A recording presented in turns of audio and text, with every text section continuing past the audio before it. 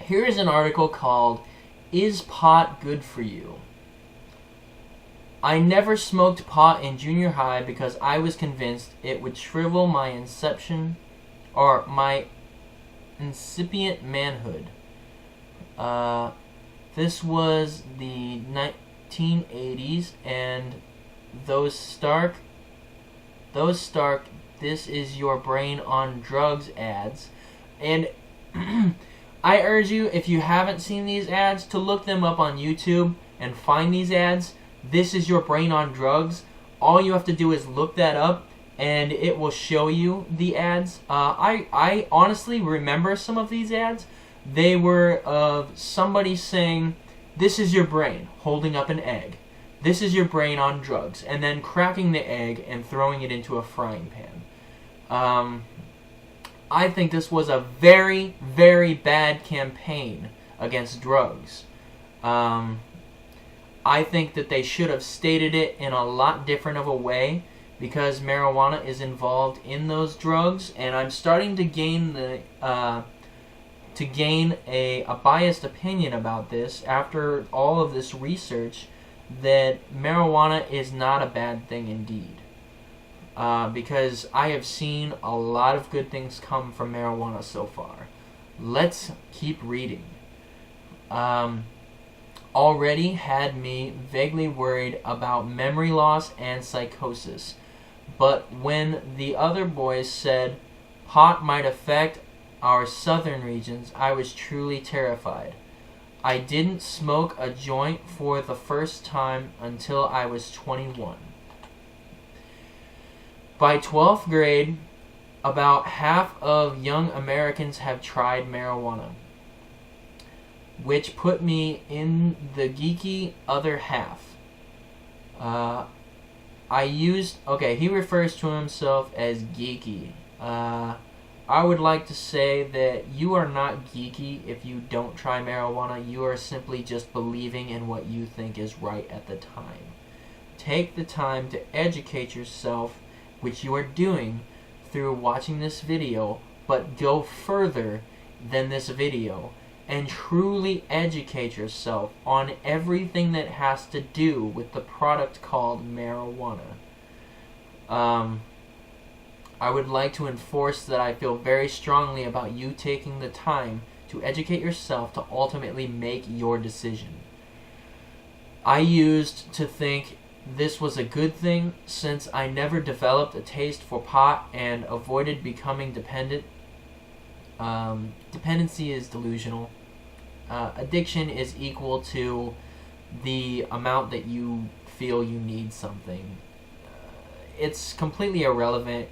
Addiction is a bullshit thing when it comes to pot. But as the medical marijuana movement flowered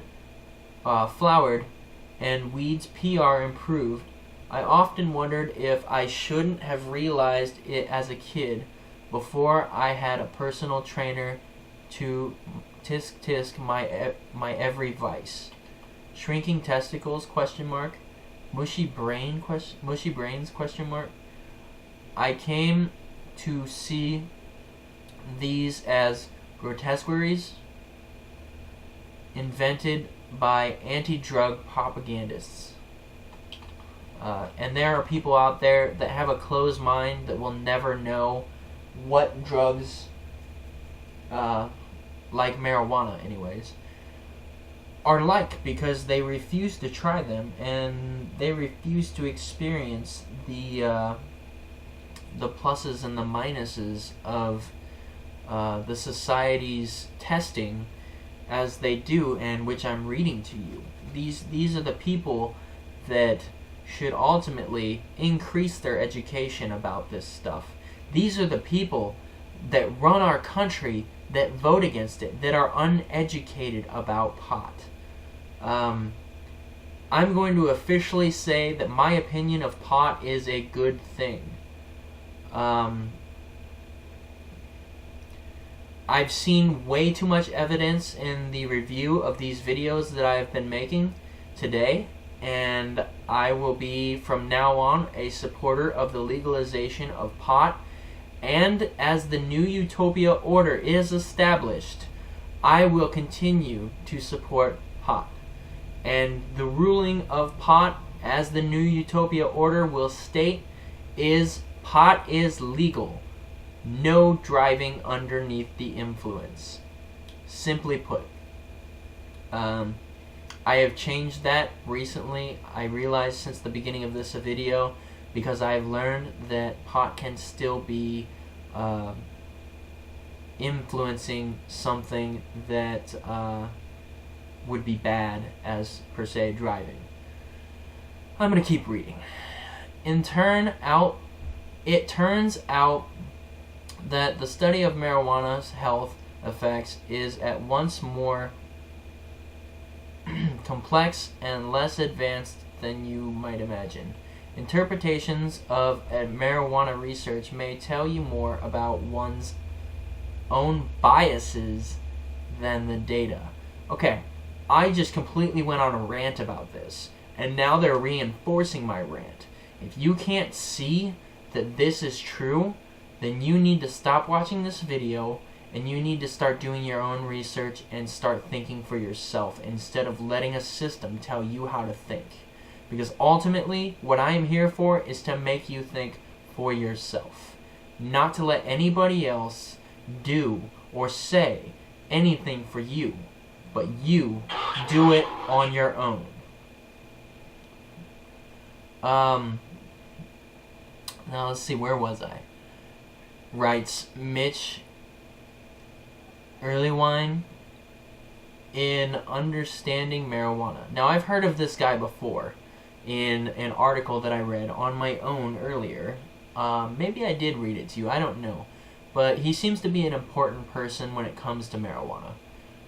A new look at scientific evidence published in August by Oxford, of all colleges, Oxford. For example, prohibitionists might mention that THC, delta 9 tetrahydrocannabinol, tetrahydrocannabinol, the smile-producing chemical in pot, often appears in the blood of people in auto accidents. Yet they might omit the fact that most of these people also drank alcohol. This is once again proving my point that biased opinions are out there because people are uneducated about this. We need to educate everybody. And when everybody becomes educated, then they can see it and they can understand it for what it really is, instead of these biased terrorists. Anti-prohibitionists might cite a large study that showed no sign of memory problems in chronic marijuana smokers, yet they might not mention that the tests were so easy that even a demented person could perform them.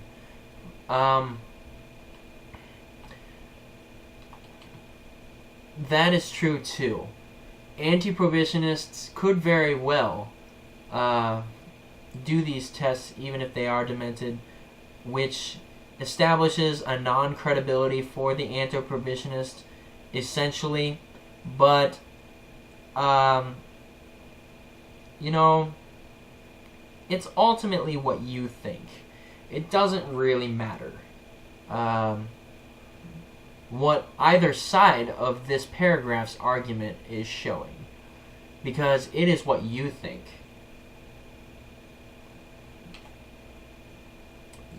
Let's see. The science of marijuana, especially its potential medical uses, is malleable because it's so young and so contradictory.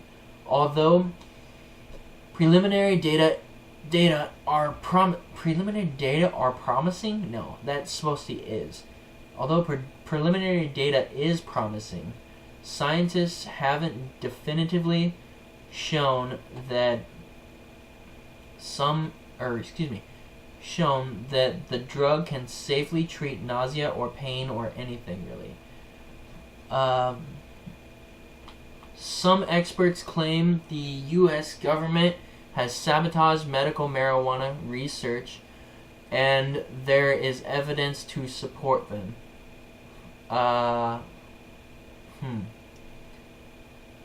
You know, I would not doubt that this government, because, you know, I wouldn't doubt that this government would do that and sabotage medical marijuana research. Because, like stated in my Google link to the NSA video, the NSA did go behind our backs in 9/11 and did not use warrants to tap our phones, to do anything. And they, you know, they don't. They're untrustable. Like, if the New Utopia Order was established and something like that happened without telling the general public of the world that something like that was going on, I would feel outraged as a leader of the Utopia Nation. That was happening within my own government. I would stand up and fight against it. But back to this. The U.S. government sabotaging medical research about marijuana? Really? Really? Why would you do that? If it is a product that does all of these things that we have researched so far, why would you stand up and stand against that? It does not make a bit of sense to me. And there's evidence to support them, which, there you go. I mean, they're not someone to be trusted.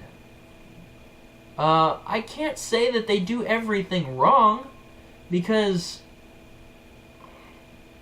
they don't do everything wrong. They have fucking rules and regulations and bills and laws and acts and policies and shit like that, all set up for specific reasons, but those reasons are sometimes biased by lies and untruths.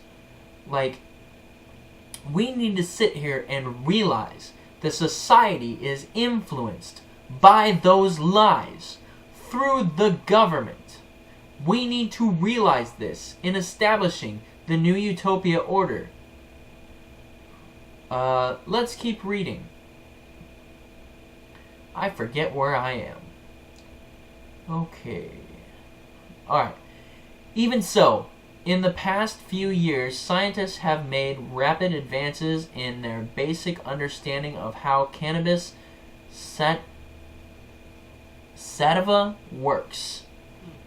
Let's look up that word because I don't know it, and it is obviously important in their argument.